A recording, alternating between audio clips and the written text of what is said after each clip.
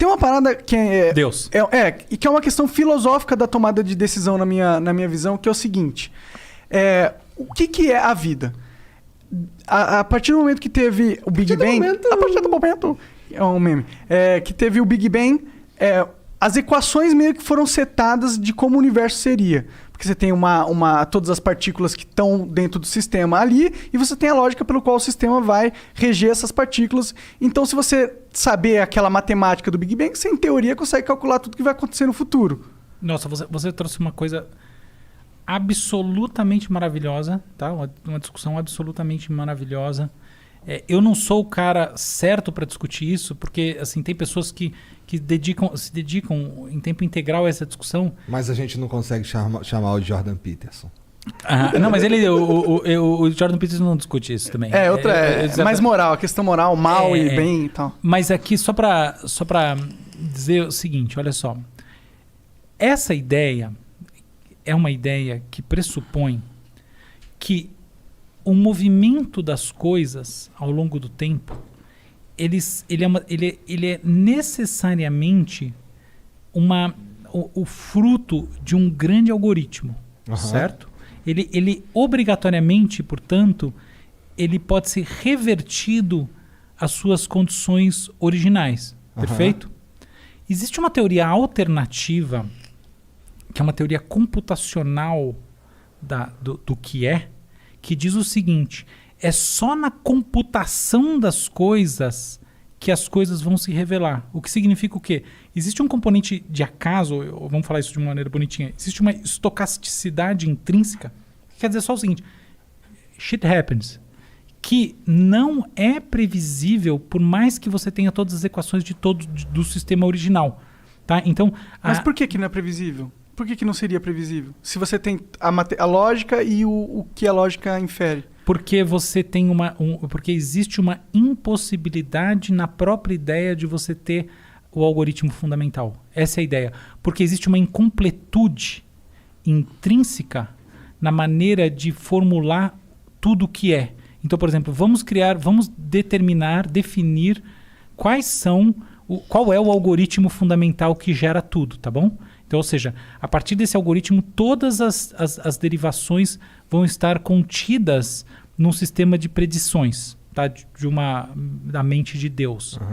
O problema desse algoritmo que habitaria a mente de Deus é que ele assume que existe uma completude na maneira de prever as coisas. Só que, eventualmente, existe uma incompletude intrínseca, que é uma incompletude que está na própria essência da matemática.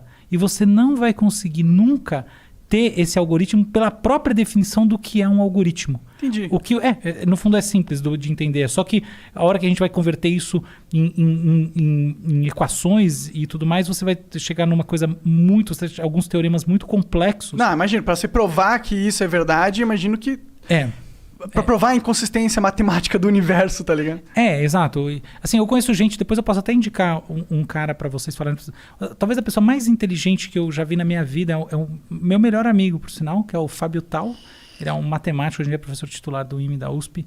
E ele é um cara que ele consegue colocar isso de uma maneira muito séria, porque ele conhece toda essa matemática. Então talvez seja uma pessoa legal para vocês conversarem sobre isso. E existem outros, tá? Mas o ponto... desculpa. Não. É que eu só acho que se falou algoritmo de Deus, eu acho que é o oposto.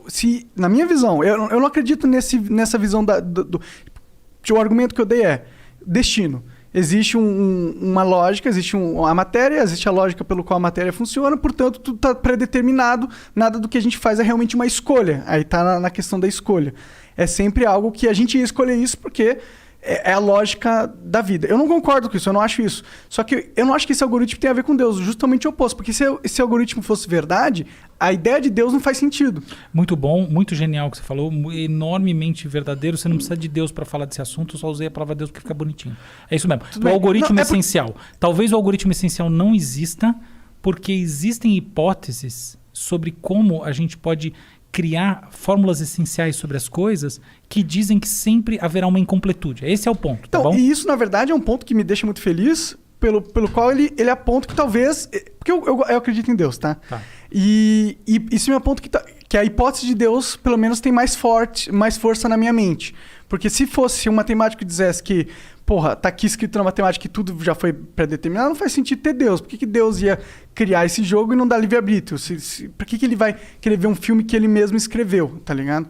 Mas aí a gente tá entrando numa parada filosófica que eu acho muito legal. Não sei se o seu público vai ter interesse.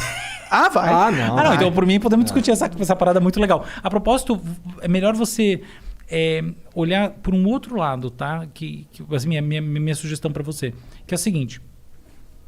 A questão do livre-arbítrio, ela não necessariamente ela precisa ser relacionada diretamente à questão da estocasticidade das decorrências ao longo do tempo, tá bom? Isso é... Eventualmente você pode dizer o seguinte, não existe livre-arbítrio porque para eu tomar uma ação e para eu processar alguma coisa na minha consciência e para eu ter um sentimento ou o que quer que seja, existe um processo que é estruturado dentro do sistema nervoso. E quando ele chega nessa etapa em que ele surge a consciência, na verdade ele está sendo lido. Ele não está sendo produzido. Esse é um argumento bem mais palpável, bem mais forte. Então, por exemplo, assim, eu lembro de uns experimentos que eu fiz com isso, assim, eu conseguia prever com 99% de certeza a opção que alguém ia ter numa tela. Inclusive tem um negócio que eu fiz lá que dava para prever antes da pessoa se quer saber que eu ia perguntar isso para ela. Tá, isso aí eu não sou... não, tem um monte de gente que fez isso, tá? Claro. Então, por quê? Porque os processos decisórios são construções que acontecem em camadas dentro do cérebro, alguns milissegundos antes de você efetivamente deliberar, você tem uma pré-construção. Então, esse seria supostamente um argumento contra o livre-arbítrio muito mais consistente, que não depende necessariamente de você falar de toda a capacidade preditiva, porque a gente está... Ela é uma discussão meramente teórica. Entendi. Tá? E a incompletude matemática, na verdade, ela não tem nada a ver muito com essa discussão, porque ela é uma discussão que está muito mais dentro da filosofia da matemática. Tá? Tem um cara chamado Gödel que escreveu sobre isso, tá? Na verdade criou um teorema e a partir dele um monte de filosofia em torno que gerou esse papo todo.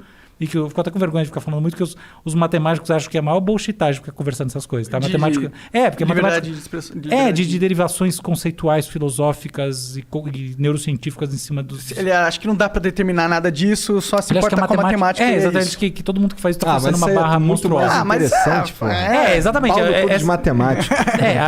Não, a matemática é um tipo de louco legal, tá?